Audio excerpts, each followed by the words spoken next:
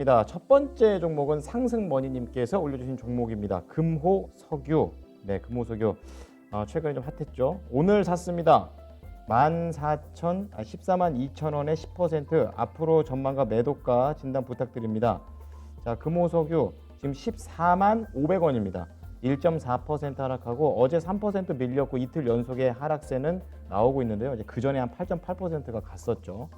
자, 금호석유가 11월 6일 날입니다. 이때 15만 6,500원에 장중에 한번 올라갔다가 이제 그 이후로 한번 좀 내려오고 다시 이때가 언제인가요? 11월 20일 그 근처까지 다시 올라갔다가 내려오는 그런 흐름입니다. 거래량은 조금씩 떨어지고 있는 모습 체크가 되고 있는데요. 기관이 계속 팔고 있는 부분 체크가 됩니다. 자, 그럼 금호석유부터 체크를 해보겠습니다.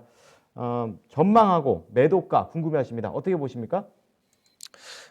네, 일단 오늘 금호석유 관련해서 기사가 조금 나왔는데요. 뭐 금호 리조트라든가 아시아나 뭐 관련 인수 의지가 좀 밝혀졌다, 뭐 이런 얘기가 나오고 있습니다. 즉, 저평가된 사업에서 조금 더 탄력을 사업을 키우겠다라는 입지로 보여지는데요. 일단은 이런 어떤 이슈적인 부분들보다도 금호석유 자체가 모멘텀이 좋은 이유를 조금 설명을 드리자면은 일단 유가 부분이 좀 큽니다. 지난 이제 4월에 슈퍼 컨덴거가 나왔었죠. 즉, 선물 이제 원유 선물에 대한 부분들, 롤오버 비용보다도 난 더 무서우니까 빨리 어떻게든 팔고 털고 나가겠다. 그러다 보니까 실제로 WTI 가격이 마이너스까지 갔었습니다. 이런 부분들을 조금 보시면은 오히려 금호석유라든가 이런 석유 가공을 관련된 화학 업체들이 실제로 이 해당 기간 동안에 석유를 좀 더 저렴하게 살 수 있었다는 기회가 있었다는 거죠. 뒤집어서 얘기하면은 그 전에 사왔던 석유는 비싼 값이 돼버린 겁니다. 그러다 보니까 유가 관련된 부분들에서 조금 금호석유라든가 아니면 S오일이라든가 이런 정유주들 그리고 화학주들을 조금 접근하시는 게 용이하지 않을까 생각이 되는데요.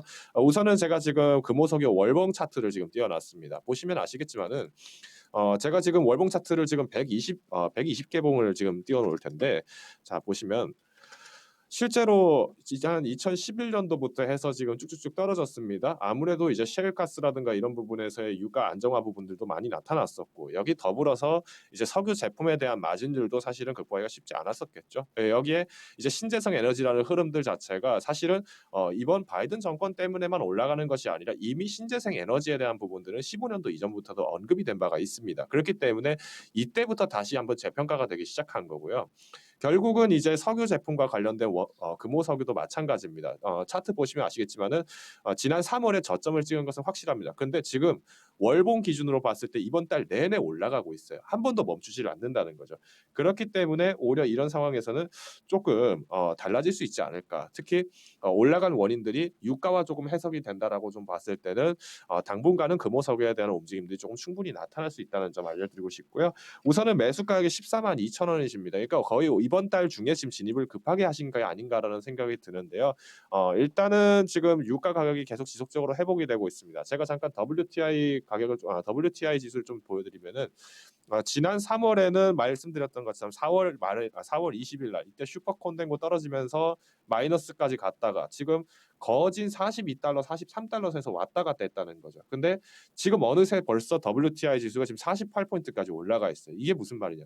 지금 이만큼 회복하는데 5포인트 회복하는데 걸린 시간이 지금 불과 두 달도 채 되지 않았다는 거예요. 그러면 이 두 달도 채 되지 않은 경과 동안에 지금 유가가 회복됐다는 건 두 달 전에 우리가 무슨 얘기가 나왔다는 거죠. 백신 나왔지 않습니까? 그렇기 때문에 유가 부분들이 좀 더 회복이 빨라질 수밖에 없다는 점. 그리고 두 번째, 신재생 에너지라든가 어떤 전기차, 수소차 부분들이 아직 많은 이슈가 나오고 있습니다만은 여전히 인프라 부족한 건 현실입니다.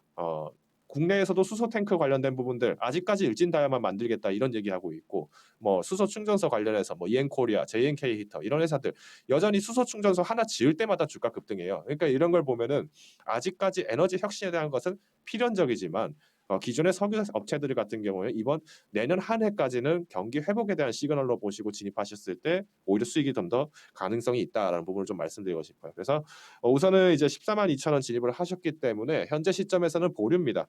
조금 현재 단기간에서의 승부수를 보시기보다는 내년 하반기 중까지는 그래도 우리가 WTI 지수가 50포인트 이상을 돌파한다라는 가정을 놓고 보셔야 될 것 같고요.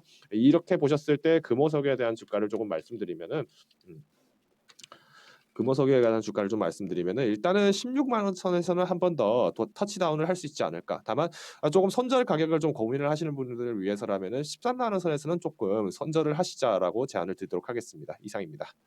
네.